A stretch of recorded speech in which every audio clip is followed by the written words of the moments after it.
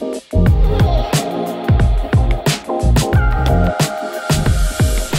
খানের তুফান সিনেমার পর দর্শকদের শাকিব খানকে নিয়ে আশা যেন আরো কয়েক গুণ বেড়ে গেছে। ঠিক এই আশাটা নিয়েই তারা অপেক্ষা করছিলেন দরদ সিনেমাটা দেখার জন্য। চলেন আজকে দরদ নিয়ে একটু বিস্তারিত কথা বলি, যে আসলেই দর্শকদের মনে শাকিব খান কতটুকু দরদ জাগাতে পারলেন। আমাদের স্টুডিওতে আমাদের সাথে উপস্থিত আছেন আমাদেরই সহকর্মী সোহেল হাসান এবং আপনাদের সাথে আছি আমি মোহনা হোসেন। সোহেল, স্বাগতম আপনাকে। কেমন আছেন? হ্যালো। দরদ কেমন দেখলেন? দরদ কতটুকু দরদ জাগালো আপনার মনে? দরদ আসলে দীর্ঘদিন থেকেই জাগাচ্ছিল। আচ্ছা। তো সেই দরদের স্পর্শ নিতে আসলে আমি, আমার মতো অনেক গণমাধ্যম কর্মী, সিনেপ্রেমী, সিনেমার অঙ্গনের লোক সবাই আসলে 15ই নভেম্বর থেকে মানে দরদের উপস্থিতি দেখতে যাচ্ছে সব জায়গাতে। বা বাংলাদেশের অনেকগুলো বন্ধ প্রেক্ষাগৃহ এই সিনেমার মাধ্যমে খুলেছে।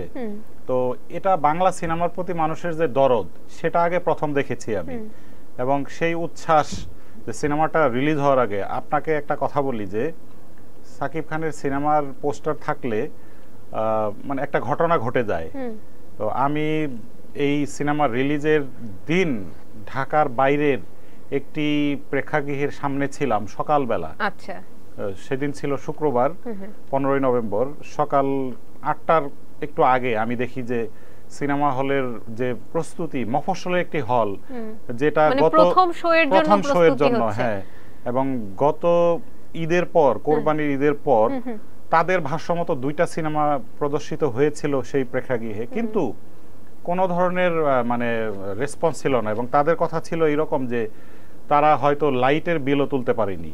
আচ্ছা। তো এই রকম একটা সিচুয়েশনে সাকিব খানের পোস্টারের পাশে থেকে তাদের মুখের, চোখের এবং তাদের যে উচ্ছ্বাস, যে দর্শক আসবে, লাভবান হবে বা একটা আনন্দ ঈদের মতো, সেই জিনিস থেকে আজ করা যায় সারা বাংলাদেশে যে প্রেক্ষাগৃহগুলো, আমি মফস্বলের কথা বলছি, প্রেক্ষাগৃহ সংশ্লিষ্টদের মনে যেমন উচ্ছ্বাস ছিল, ঠিক তেমনি চলচ্চিত্র প্রেমীদের মনেও একটা উচ্ছ্বাস ছিল দরদ নিয়ে। মানে আমি মফস্বল থেকে এই জন্য বললাম, ঢাকার যে আধুনিক প্রেক্ষাগৃহগুলো সেগুলোতে কিন্তু দর্শক যায় এবং রেগুলারলি যায়। মানে একটা পুরাতন সিনেমা, বিভিন্ন ধরনের চলচ্চিত্র আসলে চলে, সেই কারণে কিন্তু মফস্বলের হল থেকে আসলে মূল হিসাবটা শুরু করা উচিত, যে ওখানে যে দর্শকগুলা যাবে বা ওখানে যে পরিবেশটা তৈরি হবে এটা রিয়েল, এবং সারা বাংলাদেশের চিত্রটা ওইখান থেকেই আসে। মানে বাংলাদেশের চলচ্চিত্রের কি অবস্থা, এটা চিত্রটা আসলে ওইখানে পাওয়া যায়। যেমন বগুড়ার মমইন সিনেমা হলের কথা আমি জানি, সেখানে ভালো দর্শকের উপস্থিতি রয়েছে। যশোরের মনিহার, এরকম করে কুমিল্লার কয়েকটা সিনেমা হল, আমি অনেকের সাথে কথা বলেছি, তাদের সোশ্যাল মিডিয়া পেজে আমি খেয়াল করেছি সবাই মানে আশাবাদী যে বন্দর থেকে চালু হওয়া এই বিষয়টাকে সবাই ফোকাস করেছে। এবং সিনেমা হলে দর্শকের যে উপস্থিতি অবশ্যই ছিল, এবং প্রথম দিনে আপনার আয়ের বিষয়টাও ভালোই ছিল। হ্যাঁ, সেটা থেকে বোঝা যায় যে আসলে দরদ নিয়ে কতটা আকাঙ্ক্ষা ছিল মানুষের। যে তুফানে যত টিকিট প্রথম দিন বিক্রি হয়েছে তার চেয়ে বেশি বিক্রি হয়েছে দরদে। তাহলে পরের দিনগুলোর অবস্থা কি হলো? এটা তো প্রথম দিনের কথা গেল। মানে আপনি কেমন দেখলেন দরদ এবং সেটার প্রভাব আসলে টিকিট বিক্রির উপর পড়েছে কিনা? আমি দরদ নিয়ে একটা রিভিউ জানতে চাচ্ছি আসলে আপনার কাছে। রিভিউটা হলো এরকম যে সাকিব খানকে সামনে রাখলে দর্শক আসবেই, কিন্তু সিনেমা হলে কিন্তু একটা দীর্ঘক্ষণ 2-2.5 ঘন্টার একটা সময় পার করতে হয় সিনেমা দেখতে গেলে। মানে এই দীর্ঘ সময় আপনি যদি সিনেমা হলে বসে থাকেন, নিশ্চয়ই শুধু শাকিব খানকে খুঁজবেন না, বা একজন অভিনেতার দিকে তাকিয়ে থাকার সুযোগ নেই। গল্প দেখতে হবে, মেকিং থাকতে হবে, গল্পের ধারাবাহিকতা থাকতে হবে। তারপর মানে সিনেমাটা হলো আসলে একটু পর পর একটা বিনোদিত হওয়ার বিষয় থাকতে হয়, একটা ক্লাইম্যাক্স থাকতে হয়, একটা ফাইটিং বা একটা গান বা একটা মানে গল্পের একটা মোড়, সেই জিনিসগুলো চলচ্চিত্রের সাথে সংশ্লিষ্টপূর্ণ করে আবহ সঙ্গীত অনেক কিছুই। তো যেটা দেখা গেল যে দর্শকের মধ্যে যে উচ্ছ্বাস ছিল দরদ দেখার, মানে হলে ঢোকার আগে, প্রথম দিনের পরে বা প্রথম দিন হল ফেরত বা দ্বিতীয় দিন হল ফেরত অনেকের সঙ্গে কথা হয়েছে, দর্শকদের সঙ্গে, বা আমি নিজেও যেটা দেখেছি, সব মিলে একটা কথা বলতে পারি যে কিছু কিছু জায়গায় একটা মানে এক ধরনের অমনোযোগিতা যেটাকে বলে, যে কেমন দর্শকদের যেন, মাঝে? হ্যাঁ দর্শকদের না, সিনেমা আচ্ছা। পুরো সিনেমাটা দেখলে যে জিনিসটা দাঁড়ায় যে কোথায় কোথায় যেন এক ধরনের একটা সমন্বয়হীনতা ছিল, যে গল্পের যখন দৃশ্যায়ন চলছিল অতীত এবং বর্তমান এই দুইটাকে মানে খুবই সহজ ব্রেনের যে দর্শক তারা হয়তো বুঝতে পারবে না। আচ্ছা। এখন একটা সিনেমা কি শুধু নির্মাতারাই বুঝবে, বা যারা সিনেমা বোদ্ধা তারাই কি বুঝবে? সিনেমা তো আসলে দর্শকদের জন্য। দর্শক মানে বাংলাদেশে যত সিনেমা জনপ্রিয় হয়েছে সাবলীল গল্পের কারণে, সাবলীল উপস্থাপনার কারণে, সহজ ভাষার কারণে, এবং সিনেমা বা গান একই কারণে হিট হয়।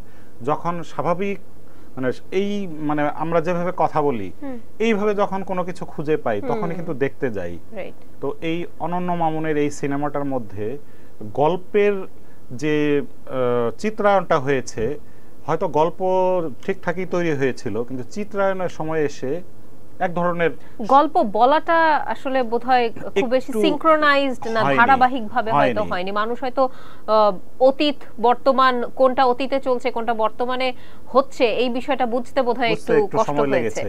তবে ব্যাকগ্রাউন্ড মিউজিক বা এই জিনিসগুলোতে ঠিকঠাক ছিল। আচ্ছা। গানের বিষয়টাতেও যেমন সোনাল চৌহানের যে ডাবিং যেগুলো ছিল সেগুলোতেও একটু দৃষ্টিকটু বিষয় ছিল।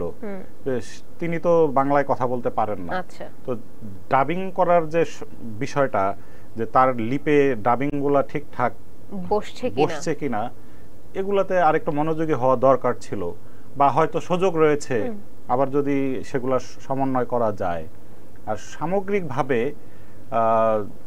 সিনেমাটির যে বিষয়গুলো থাকা দরকার, যে অনন্য মামুন আগের সিনেমাগুলোতেও আমরা এই জিনিসগুলো দেখেছি যে কোথায় যেন একটা তিনি সিনেমায় তাড়াহুড়া করেন, দীর্ঘ সময় পেলেন, অনেক দিনের প্রজেক্ট এটি, অনেক সময় নিয়েছেন, ইন্ডিয়াতে শুটিং করেছেন, ধীরে ধীরে আসলে অনেক দিন, ভালোবাসা দিবসে মুক্তি পাওয়ার কথা ছিল, নভেম্বরে আসলেন। তো এতদিন সময় নিয়ে সিনেমাটিতেও তিনি বারবার দেখেছেন, তিনি যখন সম্পাদনা করেছেন, তারপরে সেন্সরে বা অনুমতি নেওয়ার জন্য দিয়েছেন, তারও আগে দেখেছেন। তো আমার কথা হলো কি যে এই সিনেমার প্রথম দর্শক কিন্তু ডিরেক্টর, এডিটিং এর পর। তো সেই জায়গাতে তাকে আর একটু মনোযোগী হওয়া দরকার ছিল, এবং অনন্য মামুনের এই বিষয়গুলো আগেও ছিল, তিনি এই জিনিসগুলো এখনো উতরিয়ে উঠতে পারেন নাই। আচ্ছা, তার পূর্বোক্ত সিনেমাগুলোতেও এই ধরনের একটু তাড়াহুড়া বিষয় থাকে। আচ্ছা, বুঝতে পেরেছি। ধন্যবাদ সোহেল। আপনাকে একটা প্রশ্ন করতে চাই, সেটা হচ্ছে সিনেমা নিয়ে অনেক রকম সমালোচনা হলো, যদিও আমরা একদম খোলাসা করে আসলে দর্শক বলতে পারি না, কারণ আমরা স্পয়লার দিতে চাই না। আপনারা যে আসলে নিজে যাচাই করে পরখ করে দেখবেন সিনেমাটা কেমন, সেই জন্য খুব আপার সারফেস থেকে যতটুকু সমালোচনা করা যায় সেই জায়গা থেকে আসলে আমরা কথা বলছি। সোহেল, আপনার কাছে আরেকবার আসি, যে মানুষ কি তাহলে সিনেমাটা দেখতে যাচ্ছে কেন? আপনি অনেকগুলো সমালোচনা করলেন যে ব্যাকগ্রাউন্ডের একটু সমস্যা ছিল, লিপসিং এর সমস্যা ছিল, লাইটে কিছু কিছু জায়গায় সমস্যা ছিল, স্টোরি টেলিং এ একটা কোথায় গরমিল আছে বলতে চাচ্ছেন। সেক্ষেত্রে মানুষ কেন সিনেমাটা দেখতে যাচ্ছে? খুবই সহজ হিসাব, যে শাকিব খান। আচ্ছা। বাংলাদেশের সিনেমা অঙ্গনে এই মুহূর্তে না গত কয়েক বছর থেকেই ধীরে ধীরে ধীরে ধীরে মানে নিজের সিনেমার পর্দায় যে উপস্থিতিটা, সেখানে প্রচুর বৈচিত্র্যপূর্ণ চরিত্র এবং লুকিং বা বিভিন্নভাবে আসছেন। এবং শাকিব খান সিনেমা নিয়ে স্টাডি করেন, সিনেমার গল্প পুরোটা মানে সিনেমাটা কি তৈরি করবে এটা ডিরেক্টরের বিষয়, কিন্তু একটা অভিনয় শিল্পী নিজের অভিনয়টা নিয়ে হয়তো ভাবার সুযোগ পায়, বা সে যে অভিনয় করবে সেটা তো তার কাছ থেকে আসে। তো এখানে শাকিব খানের পারফরমেন্স দুর্দান্ত ছিল, এবং শাকিব খান বরাবরের মতোই অনেক সময় নিয়েছেন, তার লুকগুলো কিন্তু সুন্দর ছিল, সময় নিয়েছেন, এবং সিনেমায় অভিনয় করার জন্য যে প্রস্তুতিগুলো দরকার এখন সেগুলো তিনি যথার্থভাবে নিয়েছেন, যেটা পর্দায় দেখা যায়। এবং শাকিব খান বাংলাদেশের মানে এক নাম্বার নায়ক, সেটা তিনি অভিনয় দিয়ে বারবার প্রমাণ করেন। তুফানেও ছিল, তার আগেও ছিল। আসলে গল্প নির্বাচন করে ডিরেক্টর বা প্রোডিউসার, সেক্ষেত্রে অভিনয় শিল্পীকে দোষ দেওয়ার কিছু নাই, কিন্তু তার উপর প্রভাবটা তো পড়ে। প্রভাব পড়বে, কিন্তু হ্যাঁ, সিনেমার মানে একটা অভিনয় শিল্পী আপনি যদি ব্যাকরণিক ভাবে চিন্তা করেন, ডিরেক্টরের কাজ ডিরেকশন দেওয়া, অভিনয় শিল্পীর কাজ অভিনয় করা, প্রোডিউসারের কাজ বিনিয়োগ করা, পরিবেশকের কাজ দেখানো। তো এইভাবে যদি ভাবেন শাকিব খান ঠিক আছে, এবং সাকিব খান একটা অভিনয় শিল্পী সবকিছু নিয়ন্ত্রণ করতে পারে না। এখানে যে বিনিয়োগ করবে তার একটা মতামত ছিল, এখানে যে ডিরেকশন দেয় তার অবশ্যই মতামত ছিল। প্রথমত বিনিয়োগকারী প্রোডিউসার এবং পরিচালক এই দুইজন একমত হন যে গল্পটা কি হবে, অভিনয় শিল্পী কি হবে, তারা দুইজন কিন্তু ঠিক করেন এবং কখনো কখনো ডিরেক্টরই ঠিক করে ফেলেন। তো সেক্ষেত্রে সাকিব খানকে সেইভাবে ঠিক করা হয়েছে। সাকিব খান হয়তো শুটিং এর সময় কিন্তু অনেক কিছু বোঝা যায় না, গল্প যেটা দেওয়া হয় সেটা হয়তো চিত্রায়ন হয়, কিন্তু সম্পাদনার সময় পুরো জিনিসটাকে যদি সিরিয়ালি সম্পাদনা করা না হয় তখন এলোমেলো হয়ে যায়। তো সেক্ষেত্রে একজন অভিনয় শিল্পী কি করার থাকবে? অভিনয় শিল্পী শুটিং এর পরে আর কিচ্ছু করার থাকে না, তাকে শুধু অপেক্ষা করতে হয় যে সিনেমাটা কি দেখা যাবে। তো সেই জায়গা থেকে সাকিব খানের এখানে কোনো দায় নেই আমি মনে করি। মানুষের ঢলটা কি একটু কমে যাচ্ছে? মানুষের ঢল কমে যাওয়ার অন্যতম কারণ আমি যে কথাগুলো একটু আগে বললাম, যে তুফানের মধ্যে যে